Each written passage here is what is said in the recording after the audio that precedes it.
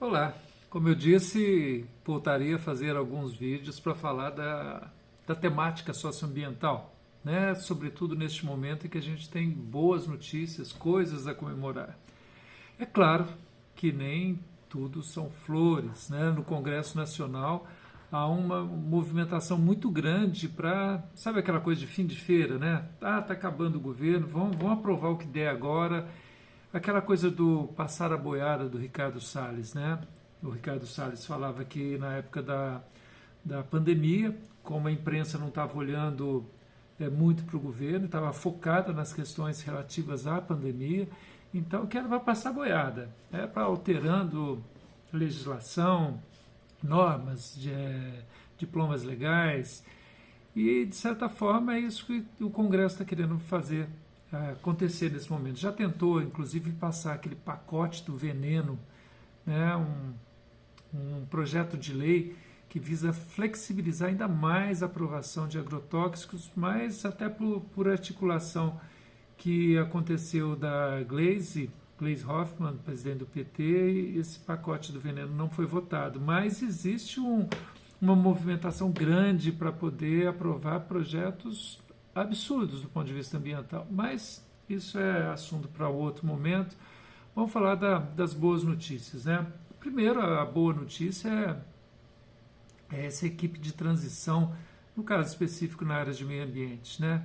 Você tem Marina Silva, você tem Isabela Teixeira, ex-ministra do Meio Ambiente, Carlos Mink, ex-ministro do Meio Ambiente, você tem o ex-governador do Acre, me fugiu o nome dele agora, mas assim, é um ambientalista, né? São pessoas de relevância não apenas no cenário nacional, mas no cenário mundial ante essa temática socioambiental. E eles fizeram, evidente, um relatório, né, profundo, bastante estudado, é claro, né, e com algumas indicações importantes.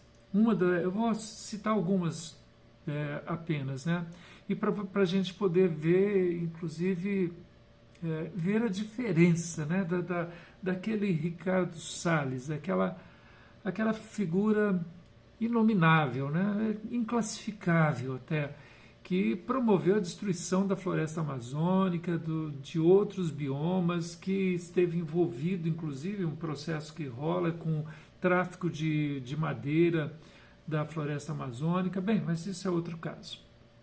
O fato é que agora a gente tem pessoas desse naipe, estudando as questões ambientais, fazendo um diagnóstico e fazendo proposições. Por exemplo, uma delas é a de recomposição das equipes desmanteladas dos órgãos de fiscalização. Para você ter uma ideia, nos órgãos de fiscalização, de 1.800 funcionários, atualmente, hoje a gente tem cerca de 300 funcionários atuando na fiscalização no Brasil inteiro. É uma coisa verdadeiramente absurda, né? Uma proposta gerada aí pelo grupo é de criar uma Guarda Nacional Ambiental formada por policiais cedidos pelos estados e treinados pelo IBAMA para poder combater os crimes ambientais na floresta amazônica. Então isso é uma parceria importante, né? O governo federal eventualmente não dá conta, por mais que recomponha esses órgãos de fiscalização com pessoal, com equipamento e tal, não dá conta. Então, uma parceria com os estados é de fundamental importância. Outra coisa, hoje a gente tem, evidentemente, tecnologia que nos permite, ainda que no seio da floresta amazônica, você usar essa tecnologia para poder fazer a fiscalização. Uma das possibilidades é implantar um esquema de vigilância com câmeras nos pontos chaves dos rios da Amazônia, isso com apoio da Marinha, para poder identificar as atividades ilegais, tanto de extração de madeira, quanto de garimpo e até de biopirataria, né? Outra coisa é usar os satélites e os esquemas já existentes, né? Tanto o DETER quanto o PRODES, que são satélites e programas de última geração elogiados pelo mundo inteiro, né?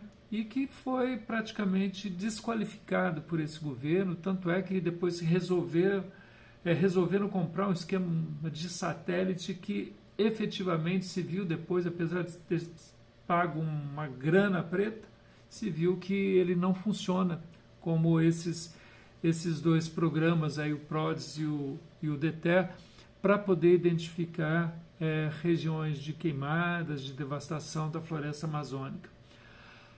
A outra coisa fundamental também é retomar a demarcação dos territórios indígenas. Eu acho que todo mundo lembra que já em campanha, ou ainda no processo de campanha, o Bolsonaro dizia que no governo dele não seria demarcado 1 centímetro sequer de terras indígenas, né? E foi o que aconteceu.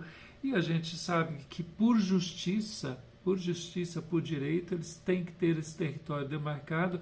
E do ponto de vista da preservação da floresta amazônica, isso também tem um valor muito grande, muito importante. A outra coisa que a gente vê como que o humor mudou, né? Na época do Salles, por exemplo, o Fundo Amazônia, que é um fundo gerido aqui, evidentemente, pelo governo, pelo Ministério do Meio Ambiente, com recursos, especialmente da Alemanha e da Noruega, esse fundo acabou sendo suspenso por conta das ações de desmatamento que aconteciam. Então, logo o Lula venceu as eleições, já a Noruega e a Alemanha se dispuseram a recompor com recursos este fundo, né? E, além disso, também o Fundo do Clima, né, também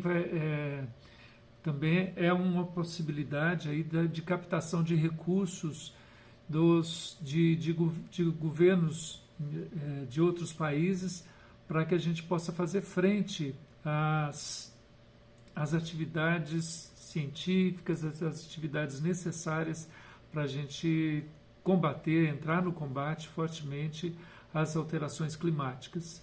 Então, veja só, as coisas já estão mudando, nem bem o governo Lula foi eleito, já houve esse processo de mudança, e eu tenho muita esperança que, a despeito de toda a destruição que aconteceu das estruturas do Estado, até a destruição efetiva do meio ambiente, floresta amazônica invadida por garimpeiros, né? Só no território Yanomami, mais de 20 mil garimpeiros, né? com mortes de crianças, com doenças sendo levadas a eles, bem, com tudo isso que a gente sabe, mas eu tenho esperança que vá acontecer um combate forte, né, a todas as ações ilegais, todas as ações que estão deteriorando o nosso meio ambiente, não só no bioma amazônico, né, mas nos outros biomas, porque esse é um compromisso que a gente já viu em outros governos do PT. A gente viu o Lula na COP, no Egito, fazendo um forte discurso relativo aos seus compromissos com o meio ambiente. Marina Silva entrou, né, na campanha e provavelmente, certamente vai participar do governo, e ela propôs, para poder participar da campanha, entrar no governo, um programa ambiental consistente, importante. A gente sabe não só dos compromissos da Marina, como também da respeitabilidade internacional dela. Então é isso. Notícias ruins estão por aí, mas aos poucos elas vão diminuindo. Vamos comemorar essas boas notícias que estão acontecendo. Tá bom? Até a próxima.